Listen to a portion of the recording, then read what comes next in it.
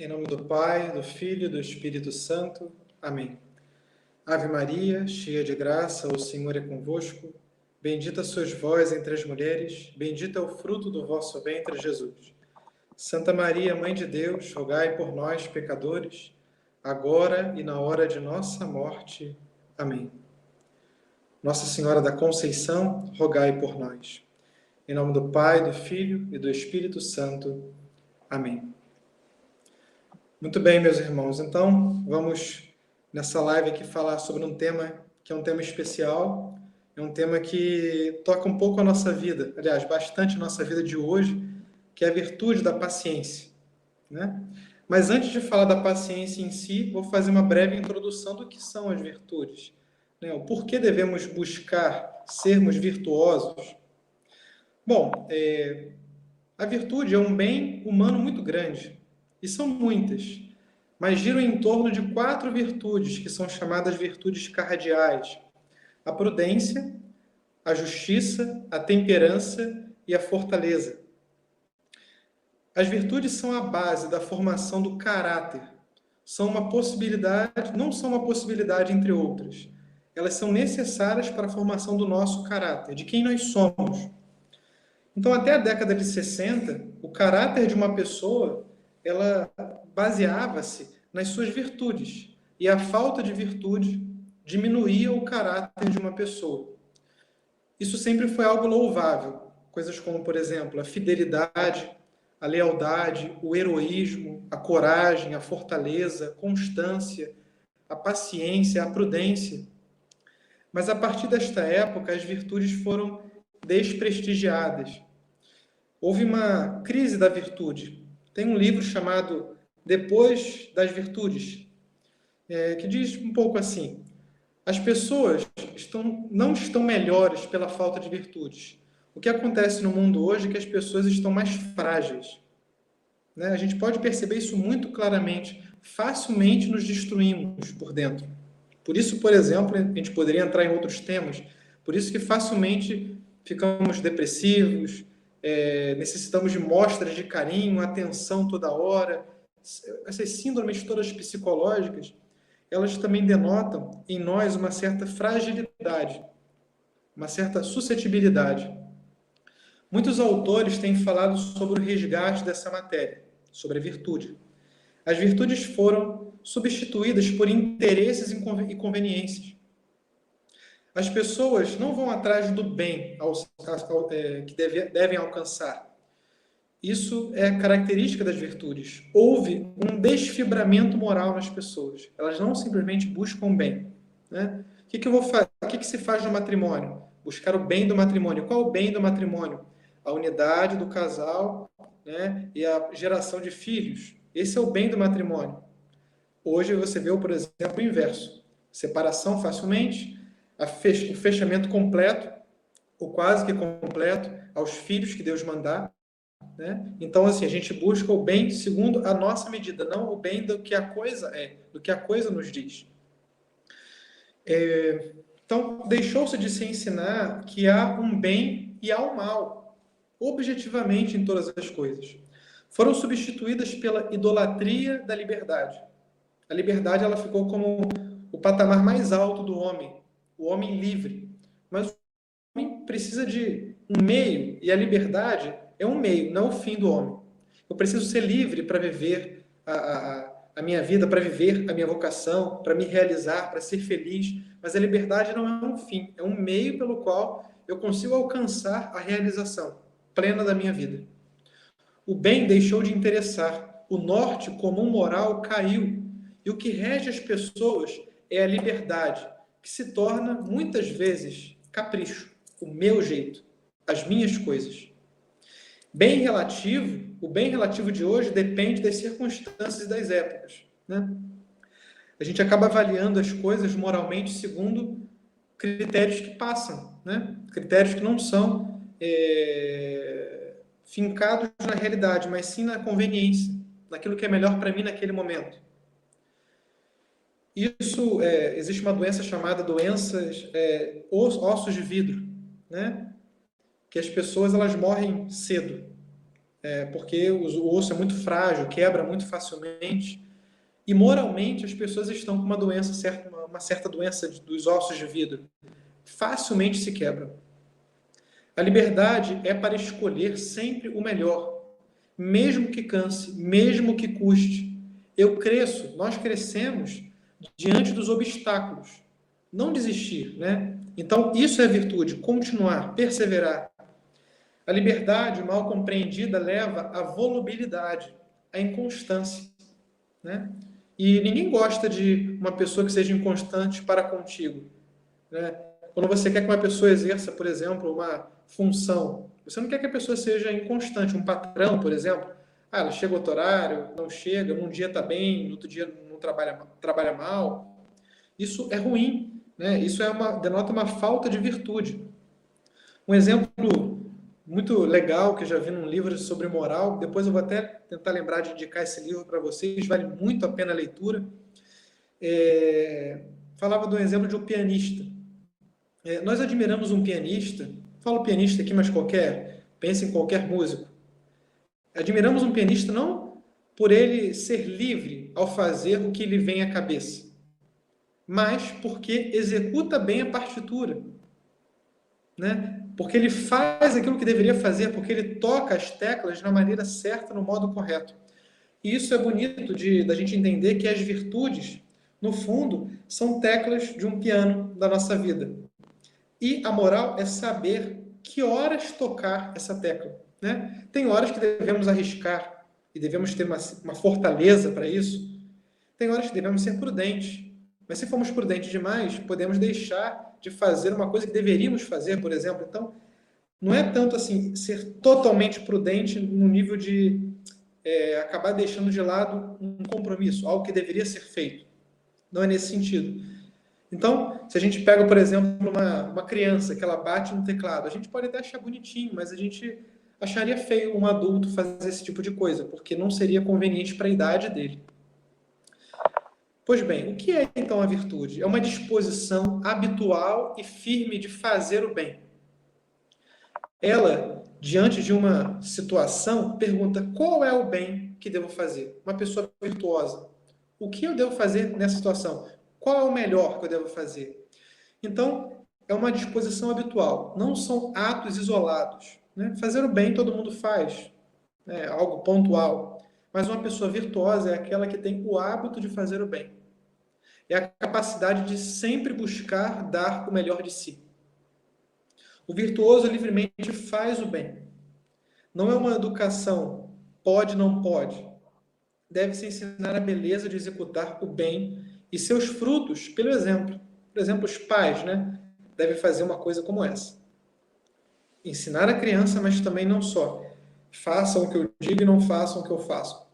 Então, deve se estimular a criança pela instrução, mas também pela vida coerente, com aquele bem que você tem diante dos olhos. Hábito não é uma habituação, não é simplesmente um costume. Eu estou habituado a fazer isso aqui, eu continuo fazendo. Mas uma coisa melhor que seu contrário. Por exemplo, já que vamos falar da paciência, a paciência é melhor que a impaciência. O homem pautado pela liberdade termina escravo. O homem que se pauta pelo bem, que em muitos casos fará coisas contrárias às suas inclinações, sei lá, preguiça, etc., torna-se livre. Porque o homem que ele quer se pautar pela liberdade, eu quero ficar na liberdade, na cama até mais tarde, eu quero ser livre para comer à vontade, eu quero ser livre para poder casar quantas vezes eu quiser, eu quero ser livre para escolher mudar a hora que eu bem entender. Acaba você sendo escravo de si mesmo. E aqui São Paulo ele resume isso dizendo que o corpo tem desejos contra a carne. O corpo tem desejos contra o espírito. E o corpo tenta dominar o espírito. E o corpo ele quer o quê? Descansar, quer ser agradado, né? Aquelas paixões mais animais que nós temos, né? Querer comer, satisfazer, né? A vida, tanto a gula quanto a vida sexual. Isso tudo, se você não tiver uma regra, não tiver uma moralidade, você acaba se tornando escravo da comida, escravo da vida sexual e etc, né? Escravo de uma amizade, que seja. Enfim, só poucos exemplos aqui. Então, eu falava do pianista. O pianista é alguém que ama a música, ama o piano e foi capaz de abandonar tudo que pudesse atrapalhar chegá-lo à perfeição de tocar o piano. E assim nós, então, devemos ter uma meta e buscar essa meta. E buscar os meios para isso. Ou seja, como é que a gente vai se tornar um bom pianista da nossa vida? Praticando, apertando as teclas diariamente, se esforçando para galgar cada dia uma virtude.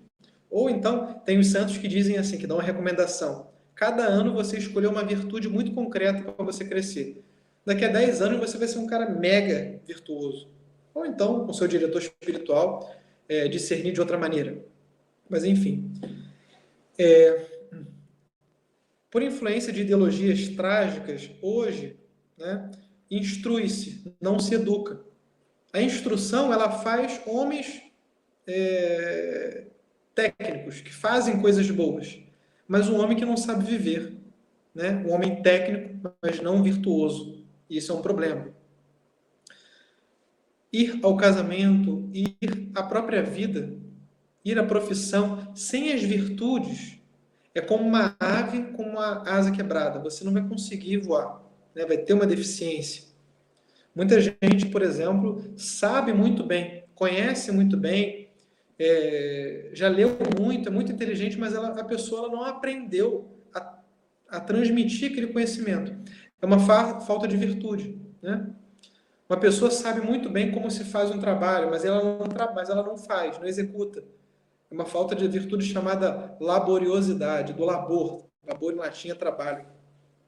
Custa ser virtuoso, e é bom que se saiba, custa muito ser fiel, perseverante, justo, alegre e todas as demais virtudes. É aquilo que se fala, né? Devemos suar no treino para não sangrar na guerra. Então, agora que talvez muitos de vocês se preparam para o matrimônio, se preparam para a vocação, busquem a virtude agora.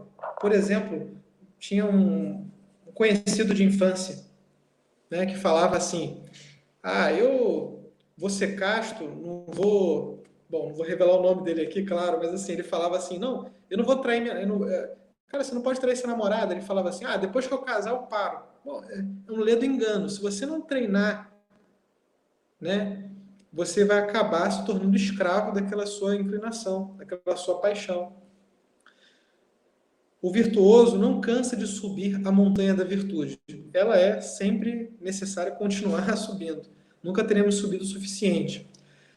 Não faz o bem, o virtuoso não faz o bem porque é habituado a fazer, simplesmente. O hábito ajuda depois, você vai fazer com mais facilidade, mas se você descuidar, você vai cair de novo nos vícios. O virtuoso, ele quer sempre melhorar, quer sempre crescer. E ele cuida de uma coisa muito importante. O porquê eu estou fazendo. Retificar a intenção. O porquê eu faço aquilo. Nós temos que ter a clara convicção que estamos feridos pelo pecado. Ninguém vai atingir a plenitude, né, da virtude sem a graça. Que emana da onde? Da cruz de Cristo. Então, uma breve introdução aqui ao que é a virtude, de modo geral. E agora vou entrar na virtude da paciência, que é o tema de hoje, né? Foi a breve introdução.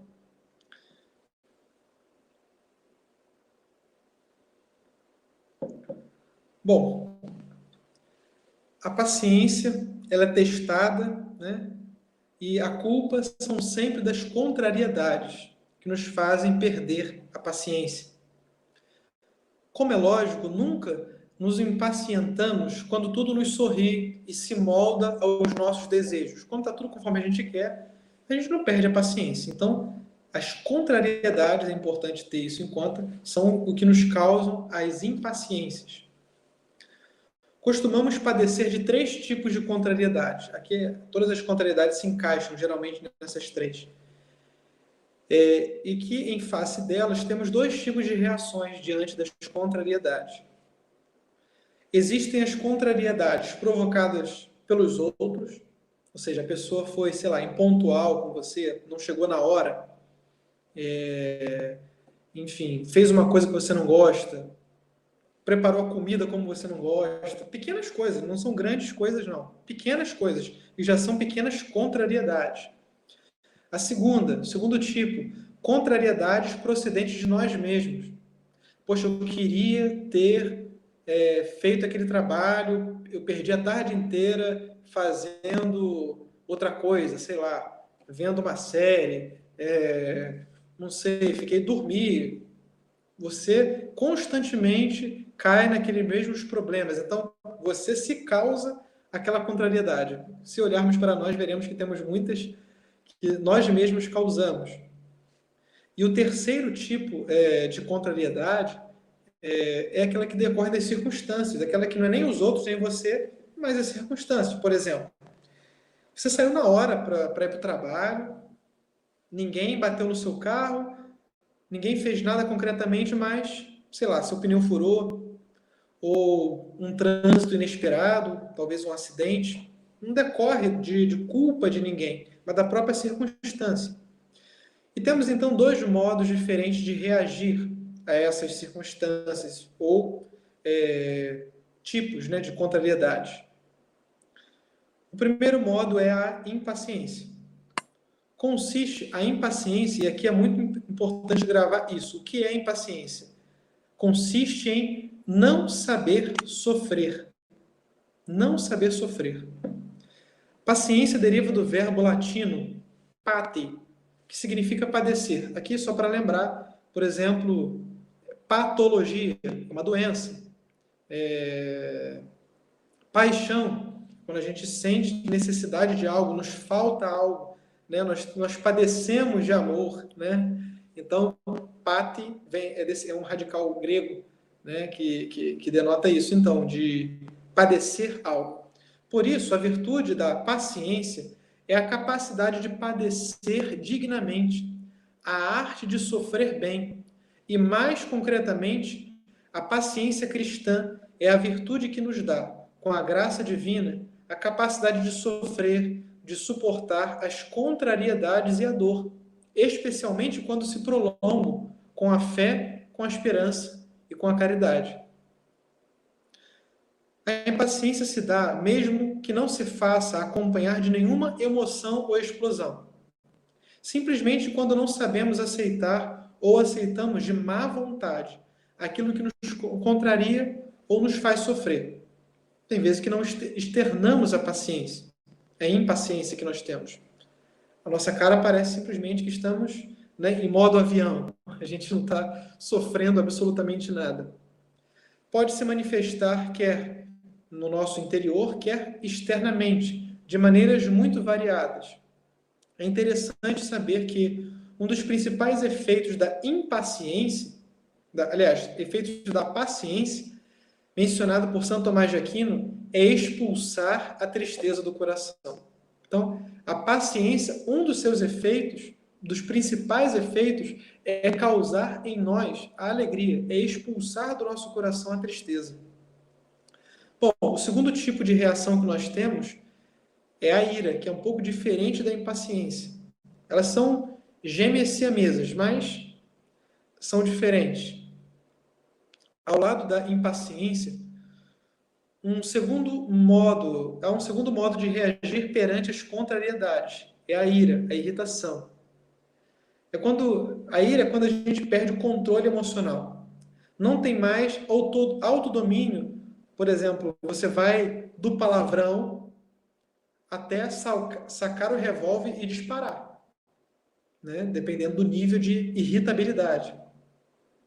A impaciência é essencialmente a incapacidade de sofrer com classe. Por exemplo, com impaciência a gente até consegue sofrer com classe, né? Sofrer dignamente, como um filho de Deus. Hoje em dia, considera-se como modelo de paciência comportamentos mansos, sem ira nenhuma, sem manifestar, né? Que na realidade são exemplo da mais perversa impaciência. Por exemplo, casais que se separam numa pretensa maturidade. É muito comum os casais falarem assim: não, olha, nós nos separamos aqui, mas isso foi um ato muito maduro da nossa parte, né? se gabam de que não brigaram, nós não discutimos, nem sequer discutimos, entraram em um acordo como gente civilizada. Eu entrei em um acordo com ele, ou ela com, enfim, um com o outro, né? Acomodando suavemente, acomodando suave e serenamente os seus dois egoísmos, né? Porque os dois firmaram um pacto que ecoa não só naquele momento e dura enquanto eles quiserem, mas deveria durar a vida inteira. Por trás de tanta calma nesse acontecimento que a gente vê com muitos casais, existiu uma elementar incapacidade de sofrer, de aceitar e superar com generosidade as contrariedades e divergências normais de uma vida a dois. Porque se eles se casaram, eles se amavam, se gostavam, tinham qualidades que admiravam no outro. O que fez eles se separarem? O que faz um casal se separar? Começa a haver defeitos e não suporta. É uma incapacidade de sofrer. Esse tipo de impaciência, impaciência é radicalmente egoísta, que apresenta-se cinicamente calma e sorridente. Ela é a mais abjeta, podemos dizer assim. A ira, às vezes, é apenas um sinal de fraqueza, uma reação. A pessoa te falou algo que doeu ali, você reage falando alguma coisa, ou então dá um empurrão, enfim, algo físico, algo verbal, mas é um sinal de fraqueza. Mas a infidelidade fria e calculista é sempre um retrato do egoísmo num nível bem alto. Todos nós, de um modo ou de outro, padecemos deste mal, de um egoísmo. Ninguém escapa. Bom, pensemos se não é verdade que um dos nossos desejos mais íntimos é que o mundo, ou seja, a vida, as coisas, os acontecimentos, as pessoas, funcionem como um estojo aveludado, né? O que é um estojo aveludado? Perfeitamente modelado, que se encaixa sempre perfeitamente, suavemente, sem colisões, sem atritos, né? Os nossos sonhos, os nossos desejos, os nossos caprichos, as nossas manias e até mesmo os nossos defeitos. A gente quer que a nossa vida seja assim. Que estojo é esse? Lembra de aqueles estojos que levam as alianças, que levam uma caneta um pouco mais cara, né? Ele encaixa perfeitamente. A caneta ali você pode chacoalhar o estojo, que a caneta não chacoalha, não mexe. A gente quer uma vida assim, dentro de um estojo, todo aveludado, né? Que nada vá contra as nossas vontades.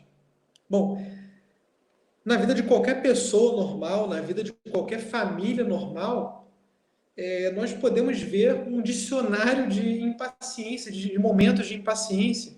Poderíamos pensar assim, num marido, um chefe de família.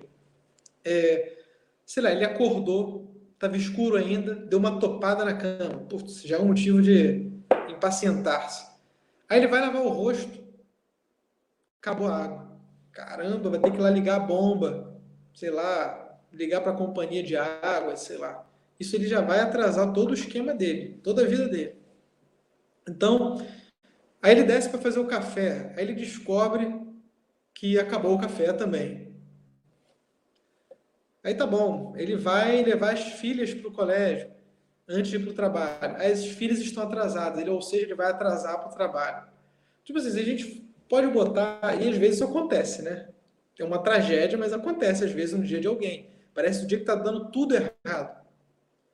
É aquela famosa lei de Murphy, né? Que se alguma coisa pode dar errado, vai dar errado, né? Então, mas assim, isso raramente acontece na nossa vida. No geral, o que acontece é a topada, ou talvez acabou a água, ou talvez a filha se atrasou, ou talvez, sei lá, algum acontecimento. Pode acontecer. Alguns desses, mas não todos, né? Até o final do dia a gente podia inventar aqui mil contrariedades para poder tirar a paciência desse nosso personagem. Bom, mas graças a Deus há também muitas satisfações e muitas alegrias.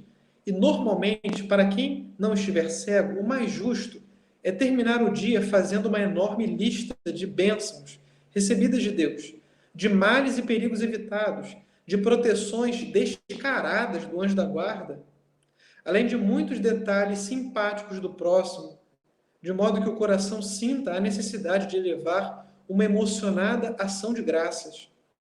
Se fôssemos sinceros, veríamos que o elenco de bênçãos, tão belas como habituais, é normalmente bem superior das contradições. Lembre-se do atraso, não da pontualidade. Lembra-se da ignorância, não da gentileza. A gente tende a lembrar das coisas ruins, né? Diz que quem bate esquece, quem apanha nunca esquece, né? Bom, mas às vezes também quem recebe carinho também esquece, né? Quem recebe uma gentileza esquece. Às vezes você deu uma topada, mas, poxa, sua esposa, ela já tinha preparado o café quando você levantou e você não percebeu. Suas filhas se atrasaram, mas naquele dia, poxa, você conseguiu lidar com as pessoas do seu trabalho de uma maneira muito suave, as pessoas foram gentis com você, te facilitaram, né? Cobriram o seu trabalho enquanto você não chegava. Enfim, a gente tem mil ocasiões de sermos gratos, mas muitas vezes a gente prefere a ingratidão. E a gente acaba acumulando como se fosse só contrariedade na nossa vida. Isso não é verdade. A gente deve ser justo, né? E meditar muito, muito e sempre a respeito das graças recebidas. E, aliás, isso toca até a Deus, né? A gente adora pedir e Deus não está fazendo, mas será que eu também sou grato pelo que Deus fez a mim? Ah, eu sou grato, sim, não de uma maneira genérica, mas grato de verdade, de agradecer na sua oração, por exemplo. Quantas coisas Deus já não fez na sua vida? Então, a oração de ação de graças é importante. Bom, quando a gente tem uma contrariedade, a gente sempre procura um criminoso, o agente provocador. E é sempre a contrariedade que acomete, azucrina e faz sofrer. Nem todo mundo, né, fica impaciente diante das mesmas coisas. O defeito da impaciência costuma ser especializado. Cada um de nós tem as suas impaciências particulares. Sei lá, tem gente que não suporta escutar os outros. Tem paciência com isso, não tem mínima paciência de dar ouvido a uma pessoa. Por exemplo, quem tem avós idosos ou convive com uma pessoa idosa, você vai perceber, eu convivo aqui na casa paroquial com um padre que tem 89 anos e já convivi com outros idosos. No geral, os idosos eles vão recontar as mesmas histórias, com a mesma empolgação, todas as vezes que nos encontrar. E olha, é um belo exercício de paciência e também de generosidade, né? Ouvir aquela pessoa que está ali e tal. Então, vale a pena a gente se esforçar para isso, né? Se esforçar para isso, ouvir as pessoas. Tem gente que se impacienta com atraso, tem gente que se impacienta porque, enfim, não admite interrupção. Né? Eu estou falando aqui, alguém entra falando também. Enfim, e tem também aquela turma dos impacientes mascarados, é aquela turma do casal que eu disse lá em cima, né? Do casal que se divorcia numa pseudo-virtude, que não é, na verdade é puro egoísmo. Diz, nunca brigo, mas sempre sistematicamente fogem lisos como uma cobra d'água, de enfrentar questões difíceis e aborrecidas. Né? Querem só o egoísmo, o eu estar bem. A razão disso não está nem na falta de tempo, nem na falta de habilidade, mas no ato puro e simples de não querer saber. Essas pessoas assim, elas não querem saber, não querem ter trabalho. Olha, o casamento está dando trabalho? Separa. Ou seja, ela não quer sofrer. Tudo que ela quer é alegrar-se. E é por isso até que muitas pessoas têm medo da doença, porque tudo que elas não querem nessa vida é padecer, é sofrer. E é muito contrário do que o cristianismo propõe. Saiba sofrer. Né? Saber sofrer é uma arte. Falta de generosidade para aceitar com fé, esperança e amor o que contraria. Aquilo que não gostamos, isto é, o sacrifício e o sofrimento que Deus nos pede para acolher. Muitas vezes, essas são algumas né, dos motivos que podem causar impaciência em nós.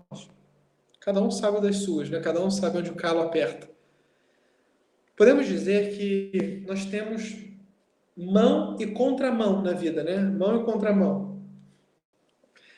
A mão é o objetivo para o qual se orientam principalmente os nossos desejos, as nossas lutas, as nossas ambições, as nossas esperanças de realização e de felicidade. Essa orientação fundamental é a autêntica diretriz do nosso coração. Para onde nosso coração se inclina. Jesus fala assim, onde está o teu tesouro, aí está o teu coração. Então, onde está a meta da nossa vida, também estará o nosso coração. Então, assim, é a diretriz das nossas reflexões, dos nossos devaneios, dos nossos empenhos. Isso aqui pode ser coisa boa ou ruim ainda. Essa orientação fundamental varia de um homem para o outro e tem sentidos contrários. Um homem quer casar-se, o outro quer aproveitar a vida, achando que aproveitar a vida é não casar, é ter quantas mulheres quiser, por exemplo. No fundo, se reduz a duas coisas: a obter e a edificar, a construir. Quando a gente é criança, no geral, a gente ouve essa pergunta: o que você quer ser quando crescer? Mas uma pergunta melhor seria assim: o que você quer fazer quando crescer? Pode parecer parecida ou igual, mas aqui o sentido que eu quero dizer diferente é: ser é muito fácil. Eu boto um objetivo. Quero ser médico, quero ser mãe de família, quero ter muitos filhos, eu quero ser engenheiro, eu quero ter, enfim, mil coisas. Isso é um objetivo. Mas para chegar lá, depende do que você quer fazer para chegar lá. E isso também depende do que a virtude. Mas uma coisa mais perfeita ainda seria uma pergunta que a gente não faz. O que você quer dar? O que você gostaria de dar quando for grande, quando você crescer? E, no entanto, esta é a única pergunta que deveria fazer realmente sentido para um ser humano. Porque, olha, se você for ser mãe, o que você quer dar para os seus filhos? Se você for ser um engenheiro, você também vai dar os seus serviços. Um advogado, um médico. A vida humana consiste muito menos do que, assim, do que eu quero dela, do que eu vou fazer dela. Né? O que eu vou contribuir para ela. E isso toca muito aquela parábola do filho pródigo. A atitude de muitos perante a vida é radicalmente egoísta. O mundo é para mim, a vida é para mim. Mesmo os amores são vistos como um meio de obter um benefício de realização pessoal. E aqui volta o exemplo do casal que se separou. Um coloca assim, ele tem que me realizar. Só que os dois querem que o outro se realize. Isso é impossível de dar certo. Aí lembramos da parábola. Pai, dá-me a parte que me toca, a parte da herança que me cabe. O egoísta, ele é monótono. Dirige-se a Deus e aos outros dizendo sempre: dá-me, eu quero. Né? No fundo é o quê? O obter. Quero, me dá. A colisão de egoísmos é inevitável, pois o meu egoísmo sempre vai na contramão do outro. É fisicamente impossível colocar dois centros diferentes no mesmo círculo, ou dois umbigos no mundo exatamente no mesmo ponto. Vai causar choques, né? Sempre. A maior parte das nossas impaciências são apenas egoísmos contrariados. Nas impaciências estão todas as cores de que o egoísmo humano se tinge. Quer seja a cor orgulhosa, né? Quer a comodista, quer a hedonista, que valoriza demasiadamente os bens do mundo, quer o egoísmo sensual, que vê no outro simplesmente um objeto de prazer. O que acontece, por exemplo, com as relações casuais? Um ou outro parece muito felizes e bem com aquilo, mas um ou outro está usando o outro. Você equipara o parceiro, né, momentâneo, a um chiclete que você usa enquanto dura o açúcar, né? E também uma das impaciências é também na questão da inveja. Você olha o bem que uma pessoa tem e tal. O pior, porém, não é o que com isso tudo não passa de uma ilusão trágica, decepcionante. No mundo que não nos abre alas como o seu príncipe, né? Eu sou o príncipe, tem que fazer tudo o que eu quero. A esposa, os amigos de trabalho, os amigos, a família. O pior é que o egoísta, por princípio, anda sempre na contramão não só dos homens, mas na contramão de Deus. E isso é muito mais sério e perigoso. Muito mais. Porque você nunca vai fazer a vontade de Deus perfeitamente. Você vai querer fazer a sua vontade. Deus só tem uma mão, uma direção, o amor. O egoísmo trafega em outro sentido, na contramão do amor.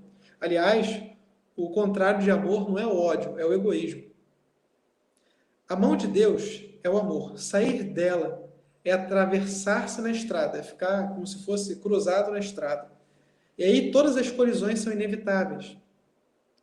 O egoísmo, por exemplo, em vez de valer-se do temperamento da esposa, estamos falando de casal aqui, né? Que uma vida matrimonial ela tem muitas ocasiões de contrariedade, né? Por exemplo, um egoísta casado, em vez de valer-se do temperamento da esposa para saber como deve amá-la, serve-se disso como motivo para humilhá-la e ofendê-la. Ele não pensa assim, poxa, ela é lenta, vou estimulá-la, vou ajudá-la a ser mais ágil. O que em geral se pensa? Ela é lenta, atrasa tudo. Não julgava que fosse tão lerda quando casei. Isso não pode continuar assim. Aí já é um motivo até para pensar numa separação. Não tolero isso. Isso aqui é um defeito para mim intolerável. São duas maneiras opostas de reagir perante a mesma situação. Então, diante de uma pessoa que tem dificuldades, o que devemos fazer? Ajudá-la, principalmente no matrimônio, que é uma instituição estável. Nosso egoísmo é a causa fundamental de nossos aborrecimentos. É fundamental. Nosso egoísmo, é nosso jeito de ser, eu quero assim, eu prefiro assim. O egoísta é uma pessoa mimada, que não se consertou. É uma pessoa mimada, que tem que mudar, que tem que ter uma guinada na vida. Existe a história do lendário rei Midas. Já ouviram falar? Eu imagino que sim. O rei Midas era um rei que ele tinha capacidade no que ele tocava, né? Ele pegava uma caneta, sei lá, ele tocava na caneta, ela virava ouro. Isso era uma benção e uma maldição, né? Porque ele não podia tocar, inclusive, em uma pessoa, nos filhos, sei lá, na esposa, não sei. Não sei muito detalhe da lenda. Mas tem gente que tem essa capacidade, o que toca vira ouro. Poxa, uma pessoa é difícil, poxa, eu vou tratá-la com amor, então aquela pessoa vai mudando, vai crescendo, vai melhorando, né? Mas tem gente, pelo contrário, que o que toca parece que destrói, né? Se aproxima da esposa, depois de um tempo de casado, já vai destruindo a pessoa, não quer crescer, impaciência por conta das contrariedades. Bom, existe um exemplo muito bom a respeito disso, que aconteceu lá no campo de concentração na Alemanha nazista, em Auschwitz. Um psiquiatra, um psicólogo, não sei se é psiquiatra também, mas é psicólogo, Viktor Frankl, né? No campo de concentração, o homem disse: eu já não espero mais nada da vida. Que resposta podemos dar a essas palavras? Perguntava-se Frankl. Não é importante o que nós esperamos da vida. A vida não vai nos dar nada. O importante é o que a vida espera de nós. O que a vida que Deus me deu espera de mim? O que eu devo corresponder? É um sentido contrário que nós devemos dar à nossa vida. Parece que a gente é o egoísta que o que a vida vai me dar? Não, o que eu vou fazer para a minha vida? A vida tem um sentido infinitamente superior ao de simplesmente satisfazer desejos, obter coisas, passar bem, gozar de boa saúde. Então, naquele lugar, no campo de concentração, invadiu como que um clarão de esperança naqueles corações agoniados, simplesmente porque Viktor Frankl conseguiu dar uma esperança, porque mudou o sentido de concepção de mundo, de concepção de vida. O que nós somos chamados aqui, né? Então, um pouco disso, devemos entender isso. E eles entenderam que Deus, a esposa, os filhos, os amigos, o mundo esperavam algo deles. Não a vida daria algo para eles. Não é isso. Não é isso. De maneira nenhuma. O ser humano foi feito para algo muito maior do que comer, beber, gozar da vida, rir na fortuna e chorar na adversidade. O ser humano foi feito para muito mais que isso. Se você vê uma vaca, ela fica muito feliz. Se você der uma vaca, um pasto, uma sombra e água, ela está feliz. Mas se eu der para um ser humano uma casa, comida e água, ele não está feliz, porque nós somos chamados a uma plenitude maior, uma realização muito maior, que não é simplesmente a comida, a bebida, a vida sexual, é uma comodidade que vai satisfazer. Essas coisas são extremamente enganosas, né? Elas passam a perna em nós, que não, colocamos as nossas esperanças nela. A vida só pode ser encarada como uma missão a cumprir, que nos é confiada por Deus, como uma edificação, de que somos responsáveis e de que outros dependem. Não vivemos para obter, para ter coisas, para pegar coisas para nós. Vivemos para edificar, construir coisas. Ou seja, quem constrói, dá. Dá de si em primeiro lugar. Diante do seu futuro, o homem é um construtor. Deus facilita-lhe o material, desvenda-lhe aos poucos as linhas mestras da obra a ser realizada e estende-lhe a mão para ajudá-lo na tarefa. Mas cada qual é responsável por fazer a obra bem feita. A gente lembra aqui do Evangelho de São Lucas. Quem de vós, se quiser edificar uma torre, não se senta primeiro e calcula? Então a gente deve, primeiro, olha, Deus me colocou nesse mundo para construir algo, para edificar algo, fazer uma obra. E olha, eu não preciso nem sequer me preparar com material. Olha, o mundo está aí. Vai lá, encara o mundo, santifica esse mundo que você precisa santificar. Deu o material. E primeiro é chamado o quê? A santidade. Depois a sua vocação específica e nela edificar. E Deus vai desvendando-lhe aos poucos as linhas mestras da obra. Ele não vai dar o projeto completo, mas ele vai indicando.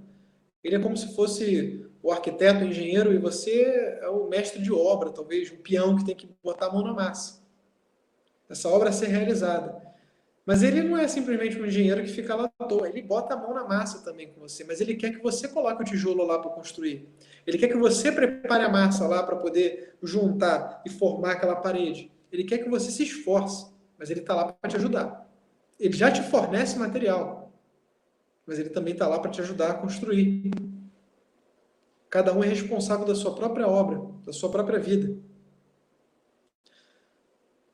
Qual é a garantia de que uma construção será sólida e indestrutível para nós cristãos? Recorramos ao Evangelho de Mateus.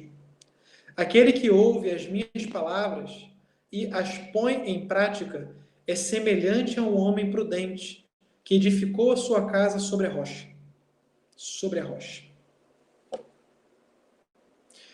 E continua agora o Evangelho de São João. Ninguém tem maior amor do que aquele que dá a vida pelos seus amigos.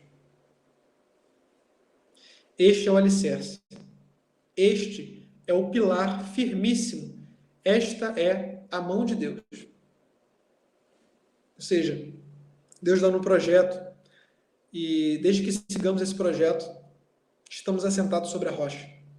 Temos um alicerce firme, um pilar. O que a vida e as pessoas nos estão pedindo sempre e a toda hora é uma coisa, amor, que é o contrário de egoísmo. E esse amor, ele está sempre em sintonia com a vontade de Deus e com a sua cruz. Somos chamados a compreender os outros. E isso, concretamente, o amor é a compreender os outros e as suas debilidades, fraquezas. Existe um livro, inclusive, Como Suportar os Defeitos Alheios. Recomendo. Desculpar as pessoas, a perdoá-los, a servi-los, a dar-se sem cálculos nem mesquinharias. Se a gente consegue viver essas coisas, reduzirão-se quase a zero as contrariedades e nós teremos muita paciência. Uma sugestão que eu faço escrevam, né, em forma de lista todas as coisas que te contrariaram, aí talvez na última semana. E pense também assim, que tipo de amor Deus me pediria aqui, naquela contrariedade. Se eu tivesse vivido naquele momento o tipo de amor certo, teria havido impaciência? Com toda certeza não. Com toda certeza não. Então, assim, meditar isso, fazer um exame de consciência, pensar o que me causa impaciência? Que amor eu devo viver ali para conseguir superar aquela impaciência? Porque se tiver aquele amor, eu te garanto, você não vai ser impaciente. Não haveria impaciência se eu tivesse amado. Talvez possamos retrucar. Vocês vão retrucar. Pensemos. Mas é que eu não sou santo. E é verdade. Mas o que não poderemos dizer nunca, nunca, se formos honestos, honestamente falando, é que ali havia uma contrariedade que o amor não podia superar. O amor supera tudo. O amor é capaz de superar tudo. Então, ponhamos amor e colheremos amor. Todos os exercícios de paciência consistem em exercícios de amor. Amar mais ali, talvez, sua mãe que tira paciência, amar mais aquele vizinho chato, amar mais a sua esposa, o seu esposo, o seu amigo, né? O esforço edifica a nossa paciência. Por empenho, por exemplo, de rezar o terço. Só tenho terço para rezar, só tenho tempo para rezar no trânsito. Rezo no trânsito. De ler um livro de pensamentos espirituais para poder sobrenaturalizar a minha vida, ler a vida dos santos, forçar uma inclinação antes soturna e irritada. Né? Muitos chegam em casa, o marido, a mulher, irritados já com tudo, já chegam irritados, né? Pesados. E essa pessoa, se ela muda de vida, puxa, ali eu tenho que colocar amor, essa pessoa torna-se, em virtude do amor a Deus e aos outros, né? Cultivando cada dia, se esforçando cada dia, torna-se os corações pacientes, espalha, essa mesma pessoa consegue espalhar a paz e a alegria em sua volta, porque ama. O amor é capaz de tudo. Por isso que São João ele resumiu o evangelho depois, no final de sua vida, filhinhos, amai-vos uns aos outros. Nisso está a raiz de todas as coisas. Bom, como exercitar essa paciência, né? Os exercícios da paciência. Não há truques ou técnicas que sirvam para viver a paciência. Se o egoísmo ainda tem o ninho no nosso coração. Então, devemos arrancar o ninho do egoísmo do nosso coração. O amor cristão se mexe movido por duas asas, e que é importante também. E aqui entendemos o que fazemos na quaresma e ao longo de todo o ano. A oração e a mortificação. Oração sempre, sabe? Diante de uma dificuldade, fazer a mortificação de se calar e fazer uma oração, uma jaculatória a Nossa Senhora, né? Uma jaculatória a Deus, fazer, Senhor, afasta de mim tudo que me afasta de Ti, etc., né? Virgem Puríssima, dai-me a graça da castidade, sei lá, rezar uma Ave Maria diante de uma dificuldade. No livro Caminho de São José Maria, número 10, ele diz: não repreendas quando sentes a indignação pela falta cometida. Espera pelo dia seguinte, ou mais tempo ainda, e depois, tranquilo e com a intenção purificada, faça. Não deixe de repreender. A gente tem a inclinação de repreender as pessoas quando elas cometem um erro. E geralmente esse não é o caminho certo. O caminho certo é esperar passar um tempo. Mas no geral, quando passa um tempo, a gente acaba não fazendo a correção. Porque a gente já pensou, deixa para lá. Dois erros. Não fazer na hora, porque a gente vai fazer de uma maneira errada, e deixar de fazer. A gente deve não fazer na hora e fazer depois. Corrigir as pessoas com paciência, depois de ter pensado, rezado. Não duvidemos que o esforço de guardar silêncio, unido ao esforço de fazer oração, sempre conduzirá para a paciência real e prática. Os que lutam com boa vontade.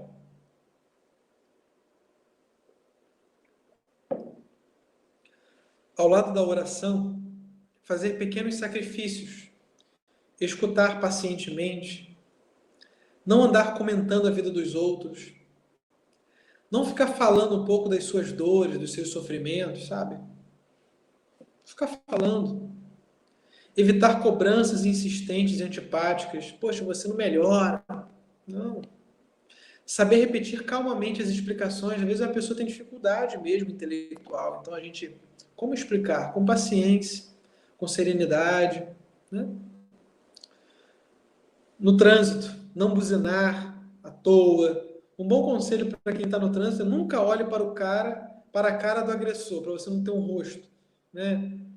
E ver aquele motorista barbeiro, não fazer isso, né? Você acaba personificando a sua raiva, né? Não olhar. Por último, a importância da oração para adquirir a paciência. A oração, somente ela vai te dar essa graça da paciência. Uma mãe, quando ia ficando enervada e ríspida, rezava. Um padre ensinou isso para ela. Nossa Senhora, Maria, minha vida, minha doçura, minha esperança, rogai por mim. E depois ela comentava com um certo espanto. Sabe que dá certo? Fiquei mais calma. E ficava mesmo. Como vemos, nem essa boa mãe, nem outras pessoas acima evocadas, né, como exemplo, conseguiam viver a paciência à base de truques, de pensamento. Tenha pensamento positivo. Não é isso. Mas de esforços de fé e de amor cristão. De maneira que, sem terem a mínima noção disso, todas elas estavam dando razão a São Tomás de Aquino, que com o seu habitual capacidade intelectual resumia. Ele sintetizou assim: é evidente que a paciência é causada pelo amor. Ou, mais facilmente dizendo, só o amor é causa da paciência. Só o amor.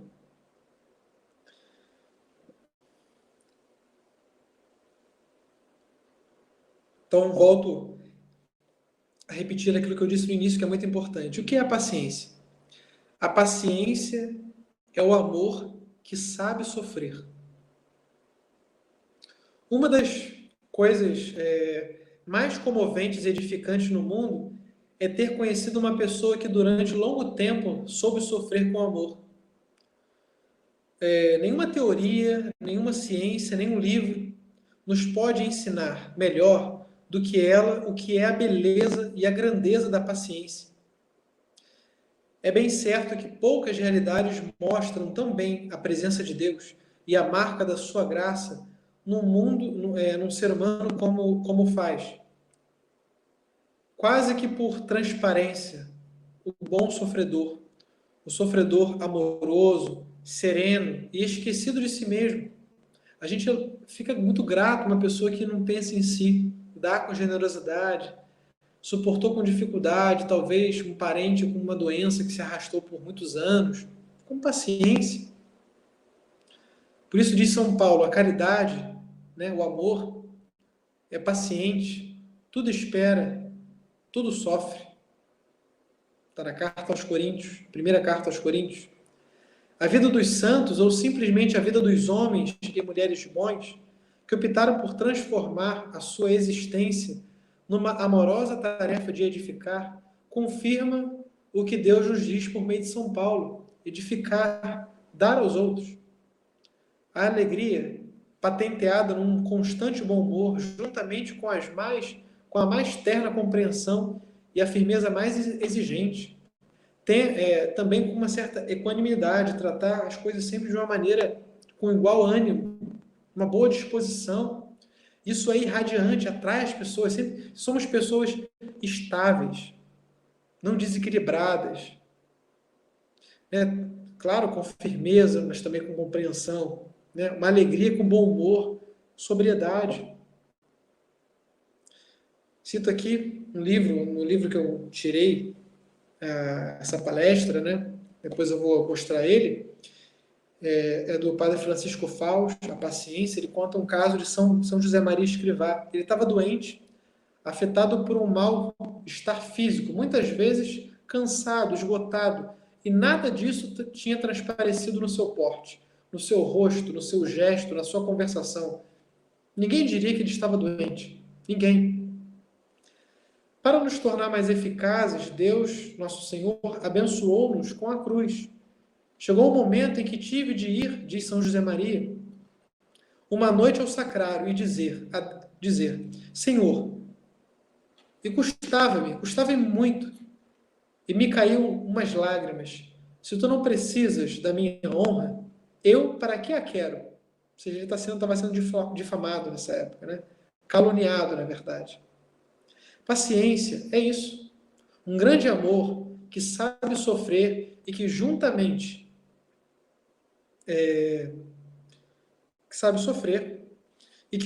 por ser amor, sofre com generosidade, com grandeza, com desprendimento total de si mesmo e aceitação plena da vontade de Deus, com abandono nas mãos do Pai e com alegria. Né? Com alegria.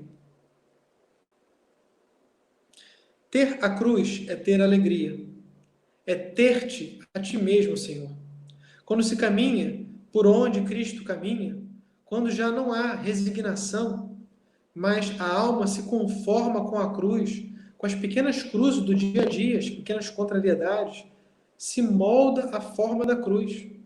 Quando se ama a vontade de Deus, quando se quer a cruz, então, mas só então, é que Ele quem a leva, é Ele que vai levar a nossa cruz. Diz São José Maria, sinais equívocos da verdadeira cruz de Cristo: serenidade, um profundo sentimento de paz, um amor disposto a qualquer sacrifício e sempre, de modo evidente, a alegria.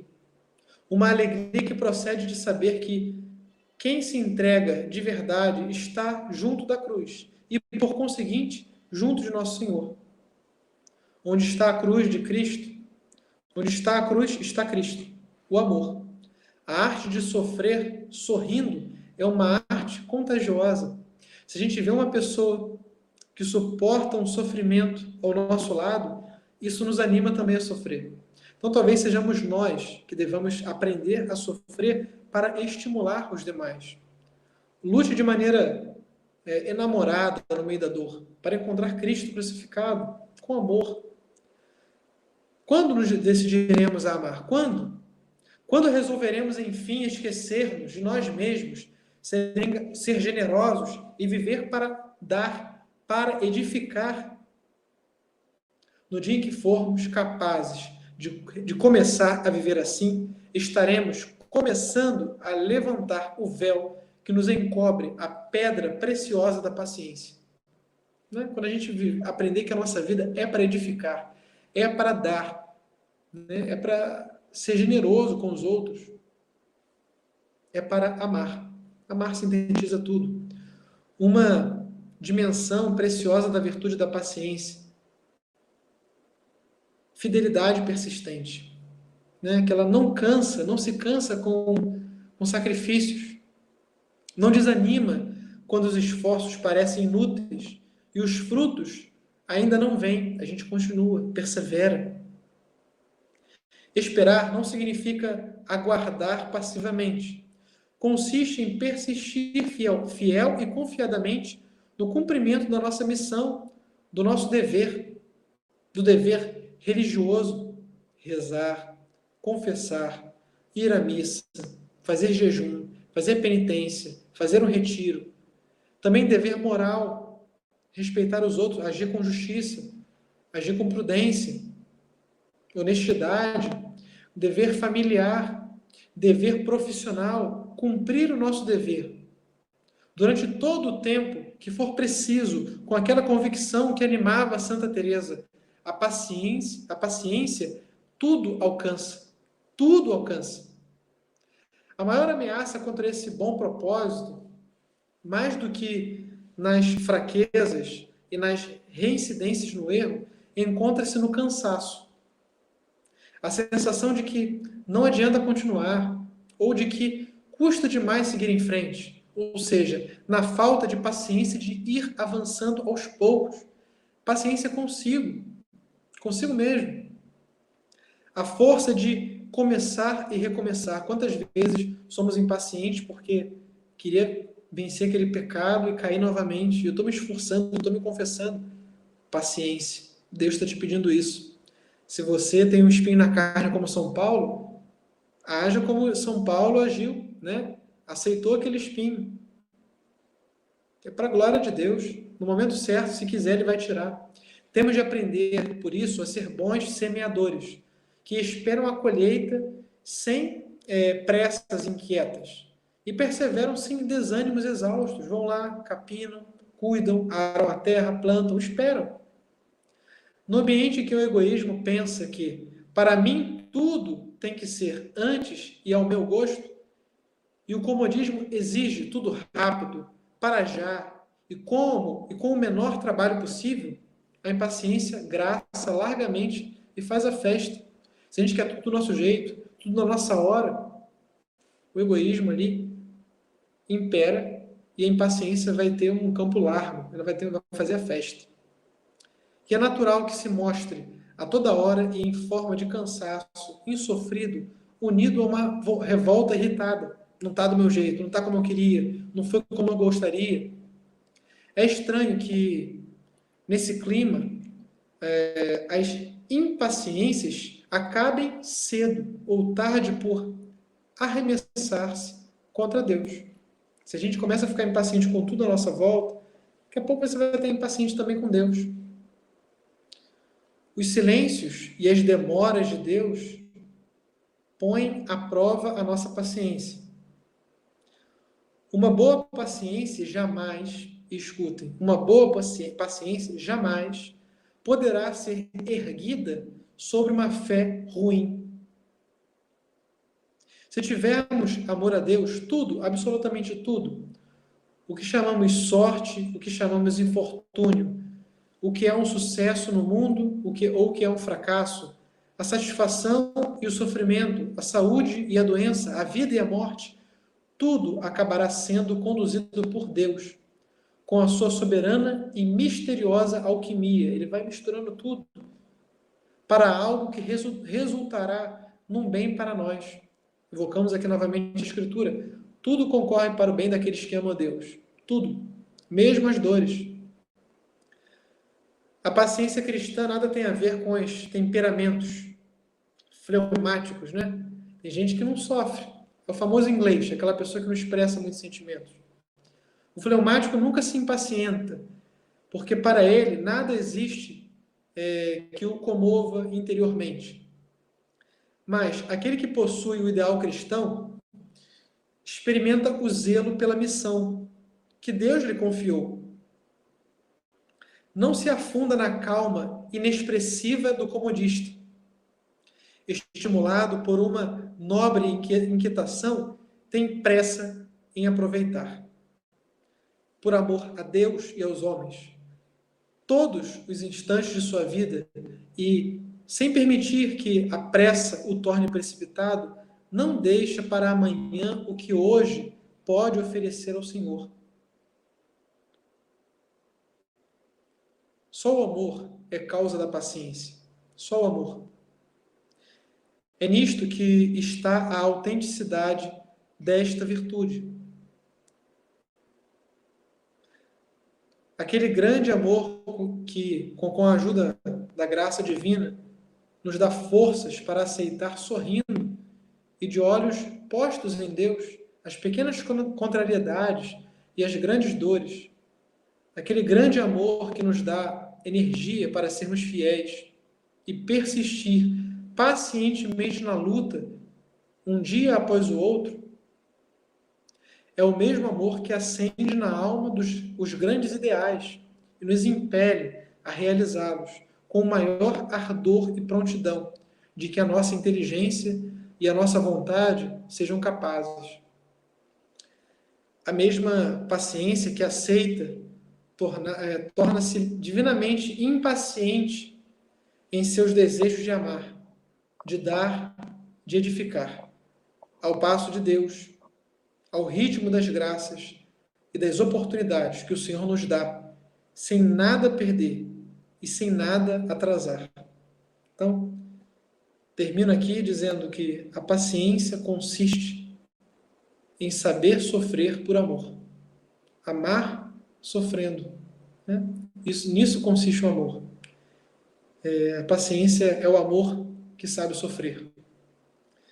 Então, que Deus possa nos conceder paciência sempre diante das adversidades e que Deus possa nos conduzir, mas também que nós nos esforcemos para edificar, porque não basta simplesmente Deus fazer de nós construtores, dar os materiais e nós não colocarmos mãos à obra. Então, que Deus possa nos abençoar, nos conduzir e que possamos, com essa bênção agora que dou, nos animar para continuar a perseverar no amor de Deus e a sua Mãe Santíssima, né? Ela teve muita paciência, né? Paciência de muitos e muitos acontecimentos e contrariedades. Isso porque ela tinha um rei na barriga, né? Mas ela soube ser paciente. Amou a Deus acima de todas as coisas. E é a isso que somos chamados a ser também amantes do Senhor, da sua vontade. E assim pacientemente saber sofrer. Em nome do Pai, do Filho e do Espírito Santo. Amém.